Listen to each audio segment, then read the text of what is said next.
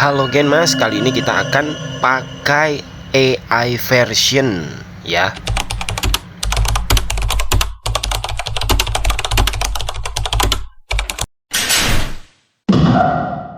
Judul, Menyibak Jaringan Korupsi Harvey Moise, Kerugian Negara 300 triliun, Pelaku dan Peran KPK, serta Kejaksaan Agung. Pendahuluan. Kasus korupsi yang melibatkan Harvey Moise telah menjadi salah satu skandal terbesar dalam sejarah Indonesia. Dengan kerugian negara mencapai 300 triliun, skandal ini mengungkap praktik kolusi antara perusahaan swasta, pejabat pemerintah, hingga individu yang memiliki peran penting dalam pengelolaan sumber daya alam. Skema yang terungkap mencerminkan lemahnya tata kelola pemerintah dan buruknya pengawasan di sektor strategis negara. Ini mengulas secara terperinci siapa saja yang terlibat, bagaimana kasus ini terbentuk, serta dampaknya terhadap tata kelola pemerintahan dan lingkungan. Profil Harvey Moise dan perannya. Harvey Moise adalah seorang pengusaha tambang yang dikenal sebagai suami dari aktris Sandra Dewi. Lahir pada 30 November 1985, ia berasal dari keluarga kaya yang terjun di dunia bisnis tambang. Ayahnya, Hayong Moise, adalah seorang konglomerat tambang yang telah meninggal dunia. Harvey melanjutkan jejak ayahnya dengan memperluas jaringan bisnis keluarga di sektor batubara dan timah, keterlibatan dalam kasus korupsi. Dalam kasus korupsi ini, Harvey bertindak sebagai perwakilan PT Refined Bangkatin, salah satu perusahaan yang bekerja sama dengan PT Timah Tbk. Meski tidak tercatat secara resmi dalam struktur organisasi PT RBT, Harvey memiliki pengaruh besar dalam pengelolaan operasional perusahaan, termasuk mengatur skema tata niaga timah ilegal. Selain itu, ia terhubung dengan beberapa perusahaan berikut. 1. PT Multi Harapan Utama bergerak di sektor batubara, Harvey menjabat sebagai presiden komisaris. 2. CV Venus Inti Perkasa, salah satu perusahaan tambang yang ia kendalikan sebagai pemilik saham. 3. PT Nindo Internusa, perusahaan yang bergerak di sektor pertambangan timah.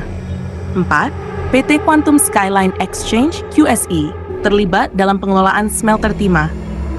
Jaringan luas ini memperkuat posisi Harvey sebagai tokoh kunci dalam industri tambang yang kemudian digunakan untuk mengatur skema korupsi dan penambangan ilegal. Kerugian negara 300 triliun. Kerugian negara yang dihasilkan dari kasus ini sangat besar, mencakup beberapa komponen utama. Penyewaan alat tidak sesuai ketentuan. Kerugian mencapai 2,285 triliun. 2. Pembelian biji timah dari tambang ilegal menyebabkan kerugian negara sebesar 2,664 triliun. 3. Kerusakan lingkungan akibat penambangan ilegal. Kerugian ekologis ditaksir mencapai 2,771,1 triliun. Total kerugian negara mencapai 303 triliun, menjadikan kasus ini sebagai salah satu skandal terbesar dalam sejarah Indonesia.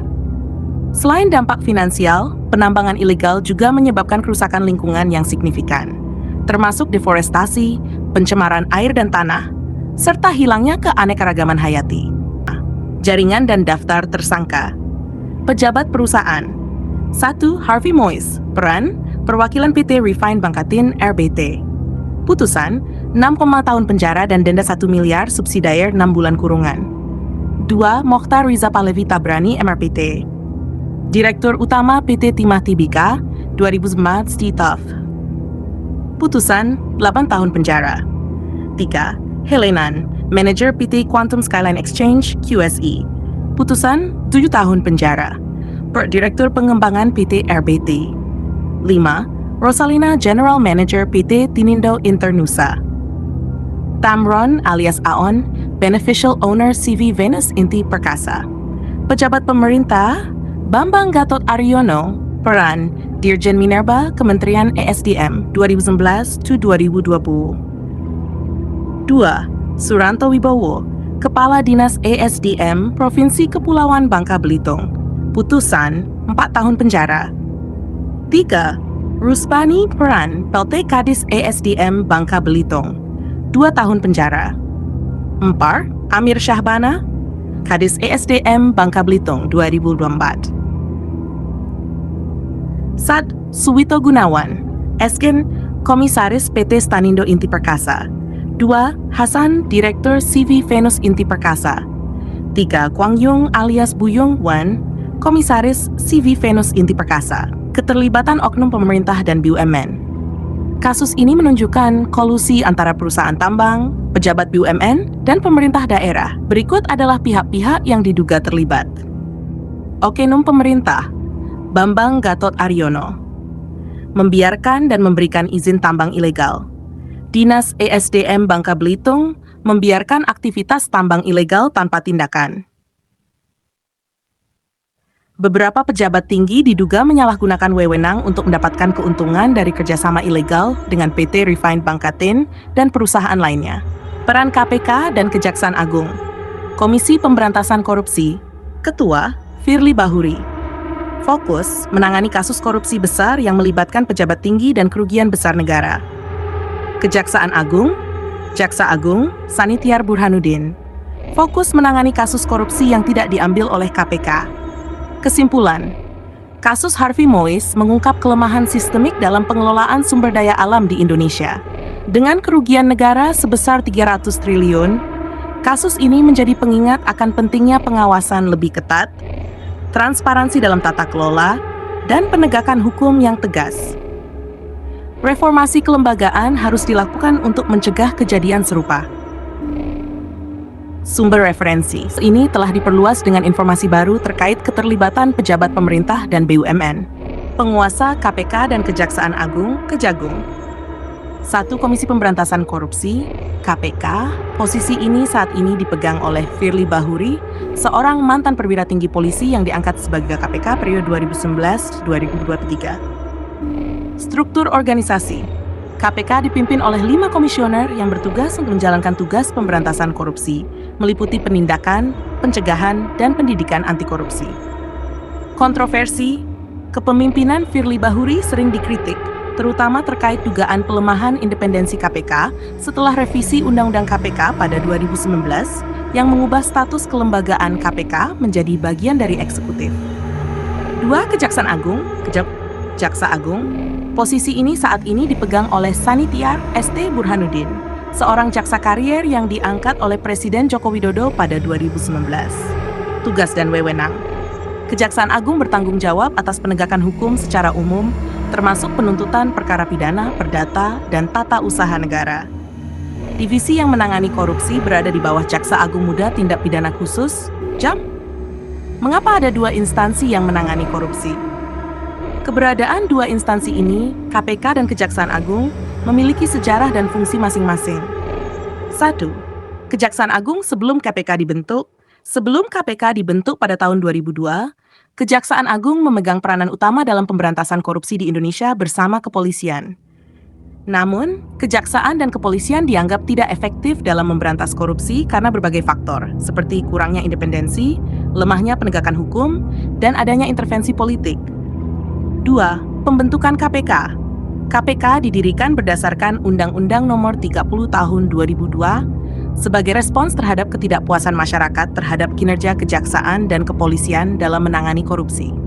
KPK memiliki kewenangan khusus termasuk penyadapan, penuntutan mandiri, dan supervisi terhadap instansi lain.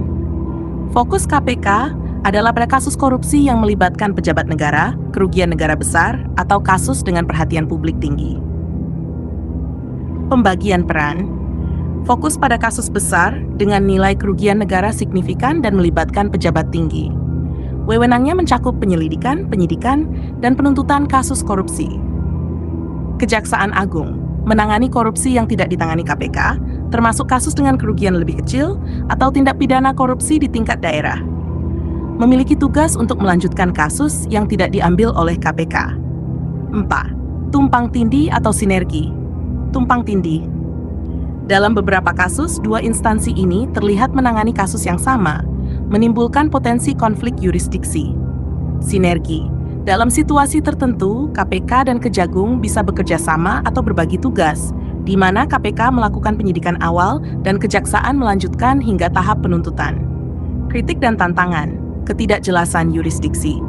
Kadang-kadang tidak jelas mana yang menjadi kewenangan KPK atau Kejagung sehingga menimbulkan tumpang tindih.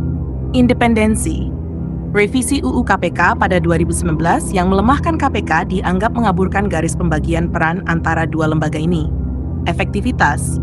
Meski ada 2 lembaga pemberantasan korupsi di Indonesia, masih menghadapi banyak kendala, seperti intervensi politik dan lemahnya sistem pengawasan internal. Kesimpulan, keberadaan 2 lembaga ini seharusnya saling melengkapi dalam pemberantasan korupsi.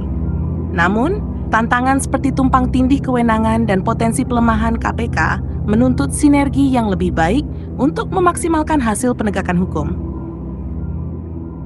Technological change is relentless. Right now, AI is making decisions faster than humans. 5G is connecting billions of devices in real time, and blockchain is redefining security and finance. These innovations aren't just distant possibilities, they're all...